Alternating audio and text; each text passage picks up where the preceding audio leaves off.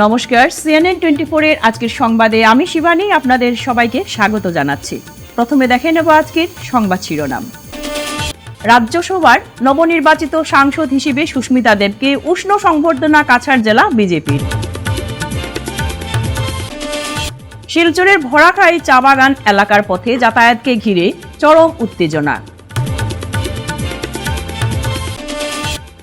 অত্যাবশ্যকীয় সামগ্রীর মূল্য গগনচুম্বী তথা সড়কের হাল বেহালের প্রতিবাদে রাজপথ কাঁপালো করিমগঞ্জ জেলা কংগ্রেস। সুনাই ব্লক প্রাথমিক হাসপাতাল পরিদর্শন করে অবৈধ দোকানপাট নির্মাণের বিরুদ্ধে সরব হলেন বিধায়ক আমিনুল হক লস্কর। মুখ্যমন্ত্রী হিমন্ত বিশ্ব শর্মার উন্নয়নের চিন্তাধারায় পরিবর্তন বরখলায়, বললেন বিধায়ক কিশোরনাথ। এবারে আজকের বিস্তারিত সংবাদ। রাজ্যসভার নবনির্বাচিত সাংসদ হিসেবে প্রথমবার নিজের শহর শিলচরে পৌঁছলেন সুস্মিতা দেব। বিজেপিতে যোগদানের পর পশ্চিমবঙ্গ থেকে রাজ্যসভায় নির্বাচিত হওয়ার পর শনিবার তিনি শিলচর বিজেপি জেলা কার্যালয়ে যান। সেখানে দলীয় নেতাকর্মীরা তাকে উষ্ণ অভ্যর্থনা ও সংবর্ধনা জানান। শনিবার সকালে শিলচরে পৌঁছে প্রথমেই বিজেপি জেলা কার্যালয়ে যান রাজ্যসভার নবনির্বাচিত সাংসদ সুস্মিতা দেব। দলীয় কার্যালয়ে উপস্থিত বিজেপি নেতাকর্মীরা ফুলের তোড়া ও উত্তরীয় পরিয়ে জয় শ্রীরাম ধ্বনিতে তাকে আন্তরিকভাবে স্বাগত জানান। উল্লেখ্য, সম্প্রতি তৃণমূল কংগ্রেস ছেড়ে ভারতীয় জনতা পার্টিতে যোগ দেন সুস্মিতা দেব। এরপর পশ্চিমবঙ্গ থেকে বিজেপির মনোনীত প্রার্থী হিসেবে রাজ্যসভায় নির্বাচিত হন তিনি। সাংসদ নির্বাচিত হওয়ার পর এদিনই প্রথমবার নিজের জন্মশহর শিলচরে এসে দলীয় নেতাকর্মীদের সঙ্গে সাক্ষাৎ করেন। দলীয় কার্যালয়ে নেতাকর্মীদের শুভেচ্ছা গ্রহণের পাশাপাশি বিভিন্ন সাংগঠনিক বিষয় নিয়েও আলোচনা করেন সুস্মিতা দেব। অনুষ্ঠানে উপস্থিত ছিলেন মন্ত্রী কৌশিক রায়, রাজ্যসভা সাংসদ কনাদপুর খায়স্ত, শিলচরের সাংসদ পরিমল শুক্লবৈদ্য, বিধায়ক রাজদীপ রায়, প্রাক্তন বিধায়ক দীপায়ন চক্রবর্তী, নিহারঞ্জন দাস সহ দলীয় কর্মীরা।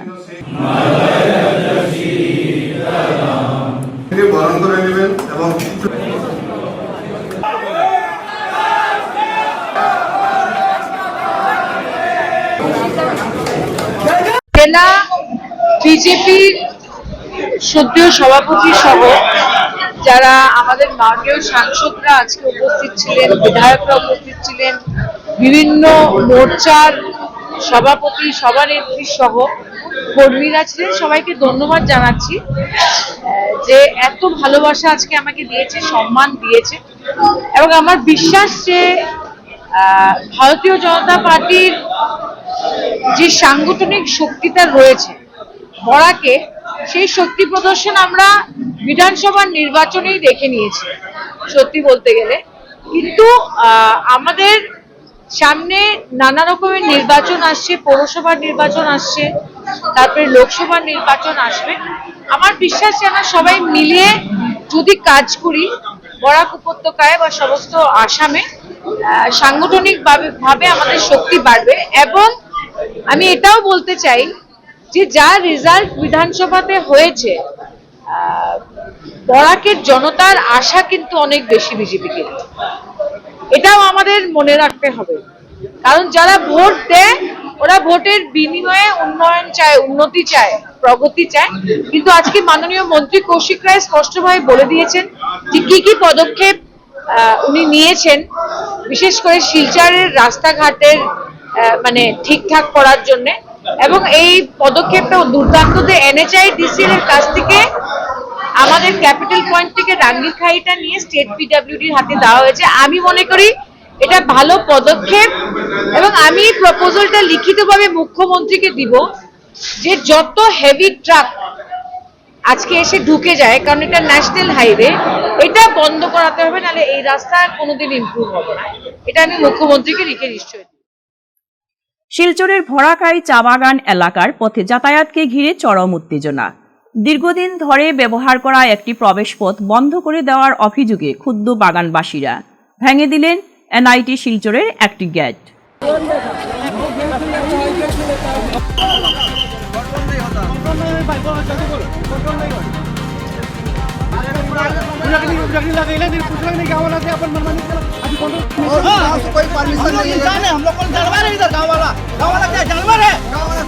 आप लोग किससे बात करके लगाए थे, आपको बताइए।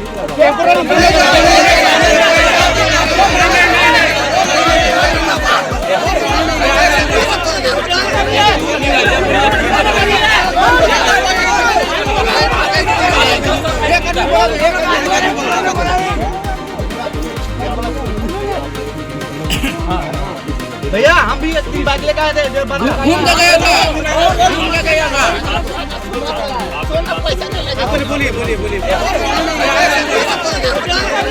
ঘটনাকে কেন্দ্র করে এলাকায় উত্তেজনা ছড়িয়ে পড়ে।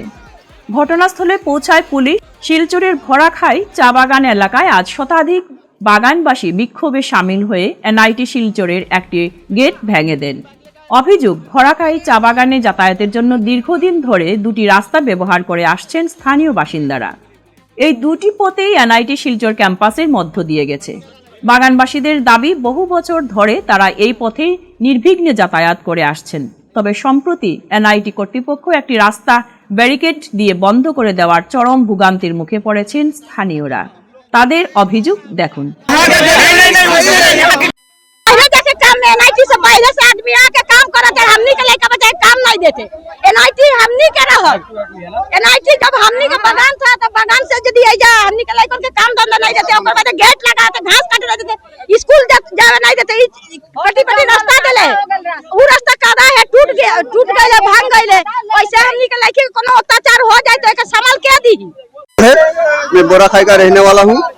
यहाँ हर सप्ताह गेट को लगा दिया जाता है और गांव वाला को किसी को अंदर जाने नहीं देता। और एनआईटी का जो रास्ता है, हम लोग को एक विकल्प रास्ता मतलब टेम्पोररी जो दिया गया, और रास्ता की तरह रास्ता नहीं, आप लोग देख सकते हैं, जाकर कैमरा पे ले सकते हैं उसको।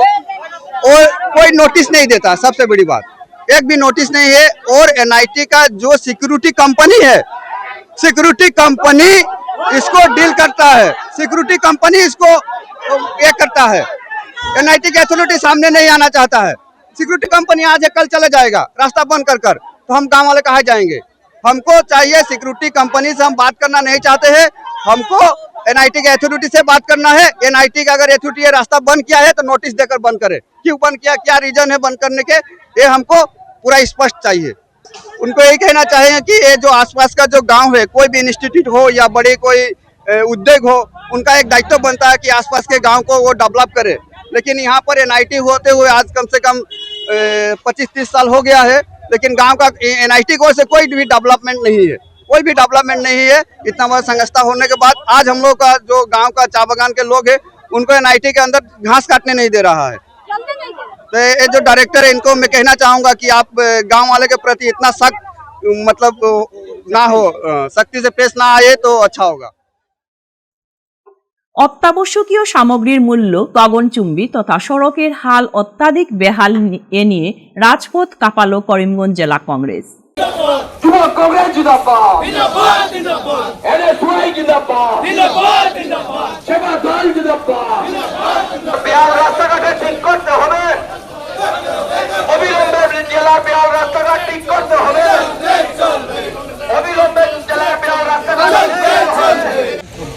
শনিবার জেলা কংগ্রেসের পক্ষে প্রতিবাদী র্যালি বের করা হয়। শহরের গুরুত্বপূর্ণ এলাকা পরিক্রমা করে প্রতিবাদী র্যালি জেলা আয়ুক্তের কার্যালয়ের সামনে আসলে একসময় পরিস্থিতি সরগরম হয়ে ওঠে। আন্দোলনকারী সবাই যাতে প্রবেশ করতে না পারে তার জন্য পুলিশ স্বতন্ত্র পাহারায় ছিলেন। তবু একাংশ প্রবেশ করতে চাইলে পুলিশ বাধা দিতে চাইলে আন্দোলনকারীদের সঙ্গে পুলিশের বচসা শুরু হয়। একসময় উভয় পক্ষের মধ্যে ধাক্কাধাক্কি ও হাতাহাতি শুরু হলে পরিস্থিতি উত্তপ্ত হয়ে ওঠে। পরিস্থিতি নিয়ন্ত্রণ করতে পুলিশ আন্দোলনকারীদের একাংশ আটক করে সদর থানায় নিয়ে যায়। পরিস্থিতি কেন্দ্র করে জেলা আয়ুক্তের কার্যালয়ের সামনে সরগরম হয়ে ওঠে। ঘটনাস্থলে অত্যাধিক পুলিশ মোতায়েন করে পরিস্থিতি নিয়ন্ত্রণ নিয়ে আনা হয়। ঘটনা নিয়েই রাজনৈতিক মহলে ব্যাপক প্রতিক্রিয়ার সৃষ্টি হয়। এদিকে আন্দোলনকারী জেলা প্রশাসনের কাছে দাবি উত্থাপন করেন, আজকের ঘটনায় যাদের আটক করে পুলিশ সদর থানায় নিয়ে যায় তাদের নিঃশর্ত মুক্তি দিতে হবে, অন্যথায় তারা বৃহত্তর আন্দোলনের পথে পা বাড়াবে।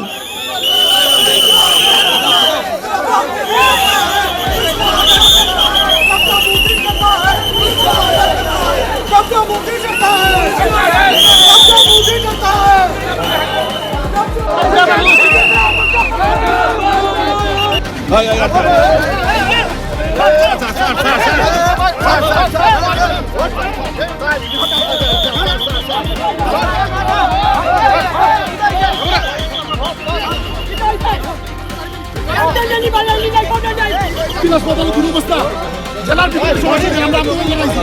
আবার কি দোষ? আমি আন্দোলন লাইছি। আজকে পুলিশে পাওয়া গেল। আজকে যদি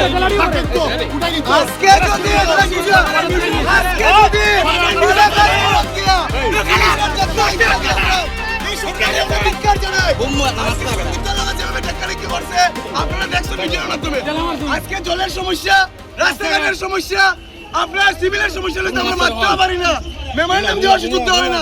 এই সরকারের আমরা ধিক্কার জানাই। পানীয় জল, বিশুদ্ধ পানীয় জল মানুষ পান না।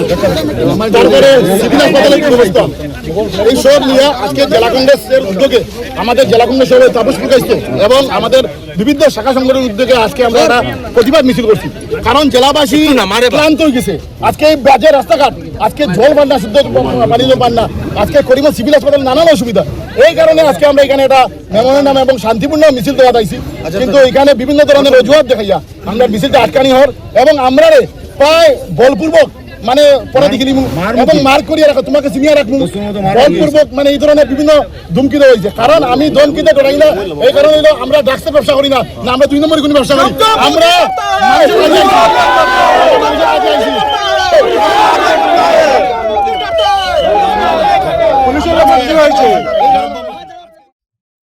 সুনাই ব্লক প্রাথমিক হাসপাতাল পরিদর্শন করে অবৈধ দোকানপাট নির্মাণের বিরুদ্ধে সরব হলেন বিধায়ক আমিনুল হক লস্কর। শনিবার হাসপাতাল প্রেক্ষাগৃহে আয়োজিত সভায় বিধায়ক আমিনুল হক লস্কর বলেন, স্বাস্থ্য কেন্দ্রের সামনে এভাবে অবৈধভাবে দোকানপাট নির্মাণ করা হয়েছে আর ম্যানেজমেন্ট কমিটি কোনো ব্যবস্থা নেয়নি কেন? এ নিয়ে প্রশ্ন তুলেই শিগগিরই এর বিরুদ্ধে ব্যবস্থা নিতে হাসপাতাল কর্তৃপক্ষকে আহ্বান জানান তিনি। এদিন বিধায়কের কাছে বিভিন্ন সমস্যার কথা তুলে ধরেন হাসপাতালের ইনচার্জ ডক্টর মুক্তার বাহার। এতে বিধায়ক হাসপাতালের পরিকাঠামো ও চিকিৎসক সংকট দাবিকরণে পদক্ষেপ নেবেন বলে আশ্বাস দেন। এছাড়া হাসপাতালে তার এলাকা উন্নয়ন তহবিল থেকে একটি ইনভার্টার প্রদানের ঘোষণা করেন। সভায় উপস্থিত ছিলেন জেলা স্বাস্থ্য বিভাগের যুগ্ম সচিব শিবানন্দ রায়, হাসপাতালের কর্মচারী সহ এলাকার বিশিষ্টরা। আপনারা অন্য জায়গার জন্য কিছু ডক্টর আপনারা অ্যাটাচমেন্টও দেন, এখানে ইমিডিয়েট দেন। 28 তারিখের ভিতরে 28 তারিখের আমি মন্ত্রীর লগে আলাপ করলে ফোন তো হইতাম পারি যে জয়েন্ট ডাইরেক্টরে আমরা একটা অ্যাকোমোডেশন দিচ্ছেন। হসপিটালের লগে একটা এমন একটা জায়গা তারে আমরা ইজিলি আইডেন্টিফাই করতাম পারতাম। হসপিটালও রাত্রে একজন পেশেন্ট আইছে, হে ইজিলি আইডেন্টিফাই করতো ওইটা আমার হসপিটালের গেট। আজকে হসপিটালের সামনে পুরা ইললিগাল দোকান হয়ে গেল। হসপিটালের গেট কোনটা না দোকানের শাটার কোনটা আমরা দেখবার কোনো ক্ষমতা নাই। আজকে এবার আমার অ্যাসেম্বলি কোয়েকশন আসলে অ্যাসেম্বলি কোয়েকশনের রিপ্লাই আইছে যে আমরা কোনো এনওসি দিছি না। এনওসি যেহেতু হইল না, একদিনে তো হইছে না, আপনার হসপিটালের কর্তৃপক্ষ কই আসলে আপনার অবজেকশন দিলেন এখানে। আজকে আপনার বাড়ির সামনে, আপনি যে বাড়ির বাস করুন, আপনার বাড়ির সামনে যদি আপনার বাড়ির সামনে আর পিডব্লিউডি যে জায়গা আছে ওই জায়গা গিয়ে যদি আমি খেত কৃষি শুরু করি আপনি মানবা নেই, কইবা আমার আমার বাড়ির সামনে পিডব্লিউডিটা আমার রাইট। ঠিক এক্স্যাক্টলি আপনার হসপিটালের সামনে তেনে যেটা মানে ড্রেনের ভিতর জায়গা ইউটিলিটি জায়গা, এটা পাইপলাইন সাবলাইন যাইতো, গ্যাসের পাইপলাইন জলের পাইপলাইন যাওয়ার লাগে যেটা জায়গা ওই জায়গাতে দোকানঘর হয়ে গেল। এটা এবার অ্যাসেম্বলি কোয়েকশনের রিপ্লাই আইছে যে এটা ইললিগেল অতটা দোকান হয়ে গেলে আপনারা সাইলেন্ট রইলা না, মাত মাতিলা না। আপনারা ঘরের সামনে কেউ এরকম দোকান দিলে আপনারা মানবা নেই না, কইবা এটা আমার বাড়ি, এটাও তো আমার কর্মস্থান। আপনার কর্মস্থানের বাড়ি তো ডিফারেন্স নাই না। এটার কিভাবে ঘর দরজা হয়ে গেল দোকান হলে দেখে যাইবা যে এটা সব ব্যাপার পুরা দোকানের দোকান। এর লাগিন এটা ওপেন করেন পুরা, এখানে কোনো দোকানপাট হসপিটালের সামনে থাকতো না, এর আগে অতীতেও কোনোদিন হয়েছিল না, এটা পুরা ক্লিয়ার হতো। এটা আপনারা আজকে রেজুলেশন লইয়া আপনারা জয়েন্ট ডাইরেক্টরের তরফ থেকে আপনার ডিসির একটা সিটে দিবে আপনারা, এটা ইমিডিয়েট ডিমোলিশন। জারলতলা রানীফেরি সড়ক সংস্কার প্রকল্পের ভিত্তিপ্রস্তর স্থাপন অনুষ্ঠানে মুখ্যমন্ত্রী ডক্টর হিমন্ত বিশ্ব শর্মার ভূয়সী প্রশংসা করেন বরখোলার বিধায়ক কিশোর নাথ। তিনি বলেন, মুখ্যমন্ত্রীর দূরদর্শী নেতৃত্ব, উন্নয়নমুখী চিন্তা ভাবনার ফলে দীর্ঘদিনের দাবি পূরণ করে এই গুরুত্বপূর্ণ সড়কের সংস্কারের জন্য 3,45,25,000 টাকা বরাদ্দ হয়েছে এবং কাজও ইতিমধ্যে শুরু হয়েছে। বিধায়ক কিশোরনাথ বলেন, মুখ্যমন্ত্রী হিমন্ত বিশ্ব শর্মা বরাক উপত্যকা সহ সমগ্র আসামে সমান গুরুত্ব দিয়ে উন্নয়নের কাজ এগিয়ে নিয়ে চলছেন। তার তৎপরতার কারণেই বরখলা বিধানসভার একের পর এক উন্নয়নমূলক প্রকল্প বাস্তবায়িত হচ্ছে। सर्वकर्माणि कारयतम शंखचक्रधरम विष्णुदेवजम प्रीतभाषणम प्रारंभे कर्मणाम विप्र पुंडरीक स्मरे धरि খেলা দিলে যাইব তো হাতো তালি দিও করে খোলার পরে হাতো তালি দাও।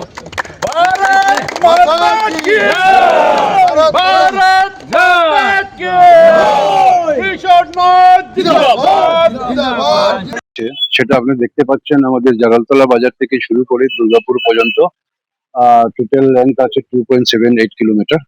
আর এটার এস্টিমেটেড কস্ট হয়েছে 3,45,00,000 টাকা। আর এই রাস্তা ইতিমধ্যে শিলান্যাস হয়েছে। আর আশা রাখছি এই রাস্তার যেটা কাজ হবে গুণগত মানে রেখে কাজটা হবে। আর রাস্তার দুই ধারে ড্রেনের ব্যবস্থাও রয়েছে।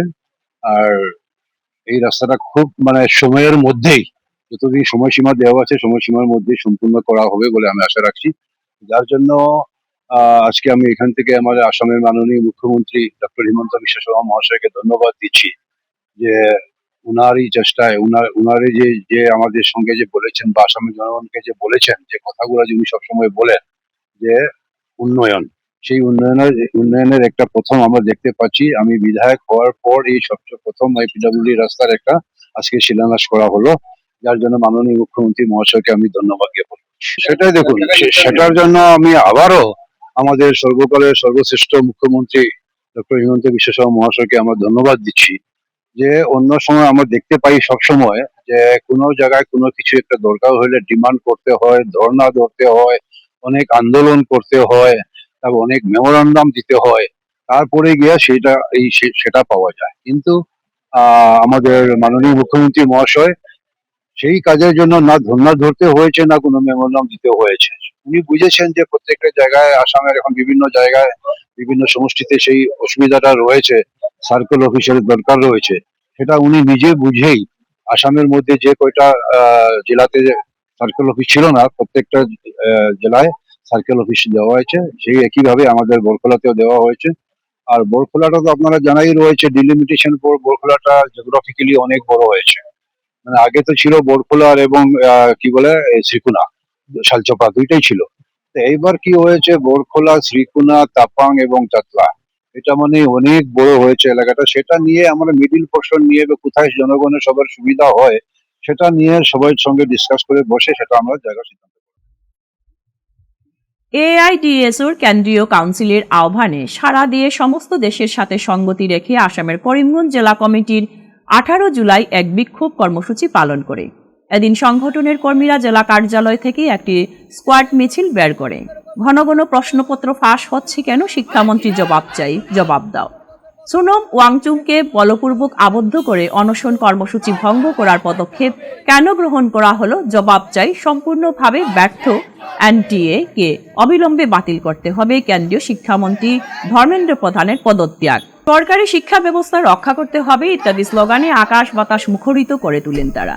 রেলি শহরের বিভিন্ন এলাকা পরিক্রমা করে রবীন্দ্র মূর্তির পাদদেশে আসে। সেখানে উপস্থিত জনসাধারণের সম্মুখে সংগঠনের পক্ষ থেকে বলা হয়, পর্যন্ত গণতান্ত্রিকভাবে আলোচনায় বসা হলো না কেন কেন্দ্রীয় সরকার জবাব চাই, জবাব দাও। ইংরেজি অনুসন্ধানের জনমানুষের উপর পুলিশি অত্যাচার মানছি না, মানবো না। আপনারা সবাই জানেন যে গত 1 মাস ধরে ভারতবর্ষের যে এনটিএ অর্থাৎ ন্যাশনাল টেস্টিং এজেন্সির মাধ্যমে যে পরীক্ষাগুলি হয়ে থাকে, নেট পরীক্ষা এবং বিভিন্ন বড় বড় যে পরীক্ষাগুলি হয়ে থাকে, এই পরীক্ষাগুলির প্রশ্নপত্র ফাঁস হচ্ছে, লিক হচ্ছে অনবরত। এবং এই প্রশ্নপত্র ফাঁস হওয়ার ফলে ভারতবর্ষের বেশ কিছু ছাত্রছাত্রী হতাশাগ্রস্ত হয়ে তারা আত্মহত্যার পথ বেছে নিয়েছে বন্ধুগণ। এবং তার বিরুদ্ধে ভারতবর্ষের বিভিন্ন প্রান্তে এবং আমাদের ভারতবর্ষের যে কেন্দ্রস্থল দিল্লির, রাজধানী দিল্লির যন্তর মন্তরে সেখানে অনশনে বসেছেন অনেক ছাত্রছাত্রী, এবং এর সাথে সঙ্গ দিয়েছেন পরিবেশবিদ সোনম ওয়াংচুক। ওদের দাবি হচ্ছে যে ভারতবর্ষের যে আমাদের শিক্ষামন্ত্রী ধর্মেন্দ্র প্রধান, সেই শিক্ষামন্ত্রী অবিলম্বে পদত্যাগ করতে হবে, এবং এই যে এনটিএ অর্থাৎ ন্যাশনাল এজেন্সির মাধ্যমে যে পরীক্ষা নেওয়ার যে পদ্ধতি চালু করেছে ভারত আমাদের দেশের কেন্দ্রীয় সরকার, সেই ন্যাশনাল টেস্টিং এজেন্সিটাকে বাতিল করতে হবে, বিলুপ্তি করতে হবে, সরকারিভাবে পরীক্ষা নেওয়ার ব্যবস্থা করতে হবে। আমরা এআইডিএসওর কেন্দ্রীয় কাউন্সিলের উদ্যোগে সমস্ত ভারতবর্ষে আমরা আজকের এই বিক্ষোভ প্রদর্শন করছি। কেন্দ্রীয় কাউন্সিলের আহ্বান দিয়েছে ভারতবর্ষের প্রত্যেকটি রাজ্যে এবং প্রত্যেকটি জেলায় এই বিক্ষোভ প্রদর্শন করতে হবে। আপনারা হয়তো জেনেছেন অল্প কিছু সময় আগে এই অনশন চলাকালীন অবস্থায় যে সোনম ওয়াংচুক পরিবেশবিদ এই যে ছাত্রদের স্বার্থে অনশন চালিয়ে যাচ্ছেন, আমরণ অনশনের উনি ডাক দিয়েছেন, এবং ওনার সাথে প্রচুর বুদ্ধিজীবী, শিক্ষাবিদ এবং ছাত্রছাত্রীরাও এই অনশনে অংশগ্রহণ করেছেন। আমাদের ডিএসওর পক্ষ থেকে এই অনশনকে আমরা সমর্থন জানিয়েছি এবং আমরা অংশ নিয়েছি। আমাদের যে যুব সংগঠন এআইডিআইও এবং মহিলা সংগঠন এআইএমএসএস এর পক্ষ থেকেও আমরা সম্মতি জানিয়ে এই ছাত্র বিক্ষোভ এবং অনশনকে আমরা সমর্থন জানিয়েছি। অল্প কিছু সময় আগে যে দেশের কেন্দ্রীয় সরকার এই সোনম ওয়াংচুকের সাথে এবং সেখানে যারা অনশন করছেন তাদের সাথে আলাপ আলোচনায় না গিয়ে পুলিশ পাঠিয়ে সেই সোনম ওয়াংচুককে জোর জবরদস্তি বলপূর্বক সেখান থেকে উঠিয়ে নিয়ে গেছে। আমরা এর তীব্র ভাষায় প্রতিবাদ জানাই। আমরা এই যে বলপূর্বক উঠিয়ে নিয়ে গেছে তার তীব্র নিন্দা জানাই, এবং তার বিরুদ্ধে আমরা এই ধর্মেন্দ্র প্রধানের অবিলম্বে পদত্যাগ করুক। গ্রামোন্নয়ন প্রকল্পের অগ্রগতি পর্যালোচনাকে কেন্দ্র করে অনুষ্ঠিত বৈঠকে একাধিক অনিয়মের অভিযোগ তুলে সরব হলেন বিধায়ক আমিনুল হক লস্কর।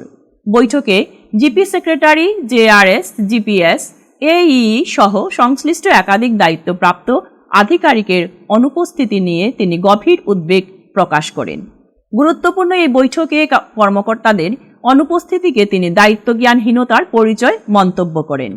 বিধায়কের অভিযোগ, গ্রামোন্নয়নের নামে বিভিন্ন এলাকায় নিয়ম বহির্ভূতভাবে সরকারি অর্থ ব্যয়ের পাশাপাশি ব্যাপক অনিয়মের অভিযোগ উঠেছে। তিনি বলেন, কোনো কোনো গ্রাম পঞ্চায়েত অস্বাভাবিক সংখ্যক উন্নয়ন প্রকল্প বাস্তবায়ন করা হচ্ছে, আবার কিছু পঞ্চায়েত প্রায় কোনো প্রকল্পই নেই। এই বৈষম্যের কারণ খতিয়ে দেখতে এবং প্রকল্প বন্টন ও বাস্তবায়নের পরে বিষয়টি নিয়ে নিরপেক্ষ ও পূর্ণাঙ্গ তদন্তের নির্দেশ দেন তিনি। এছাড়া একটি নির্ণীয়মান সরকারি ভবনের কাজে গুরুতর অনিয়মের অভিযোগও উত্থাপন করেন বিধায়ক। অভিযোগের পরিপ্রেক্ষিতে অবিলম্বে এই নির্মাণ কাজ বন্ধ করার দাবি জানান তিনি। বৈঠকে উপস্থিত বিডিও দেবাশিস চক্রবর্তী এ বিষয়ে সন্তোষজনক ব্যাখ্যা দিতে পারেননি। পরিস্থিতির গুরুত্ব বিবেচনা করে সংশ্লিষ্ট নির্মীয়মান ভবনের কাজ আপাতত স্থগিত রাখার সিদ্ধান্ত নেওয়া হয়েছে। বেশ কিছু পর্যালোচনা করে দেখা গেল যে কিছু কয়েকটা জিপির এক্সেস স্কিম স্যাংশন হয়েছে, যেমন আপনার কাপ্তানপুর জিপিতে 24-25, 25-26, 26-27 প্রায় স্কিম হয়েছে। প্রায় 33-34টা স্কিম অনগোয়িং আছে কাপ্তানপুর জিপি, দক্ষিণ মনপুর জিপি যেগুলো আছে। এতে দেখা যায় আর কিছুটা কয়েকটা জিপিতে একবারে 60টাও স্কিমস অনগোয়িং নাই। 21-22 নাই, 21-22 লইয়া 26-27 পর্যন্ত কোনো স্কিম স্যাংশন নাই। কিছুটা জিপিতে সাংঘাতিকভাবে ফ্যাসিলিটি দেওয়া হয়েছে, কিছুটা জিপিতে একবার পুরো ডিপ্লয়েড করা হয়েছে।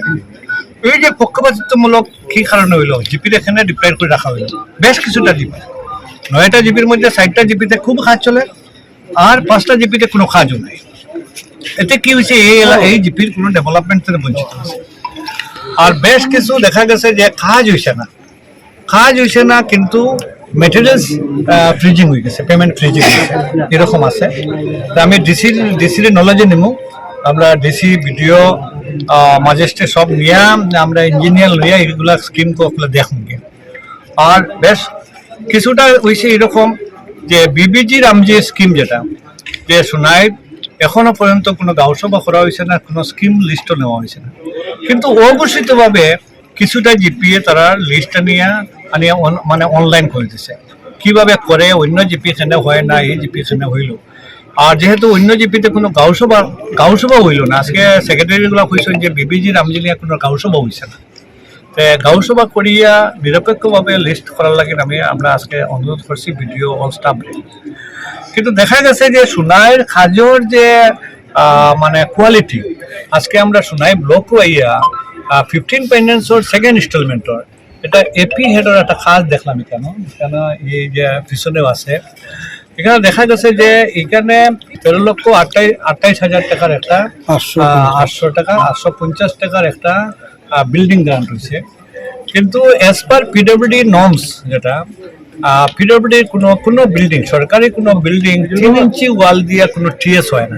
কিন্তু এখানে দেখছি 3 ইঞ্চি ওয়ালের ঘর মানে বানানো হইতেছে।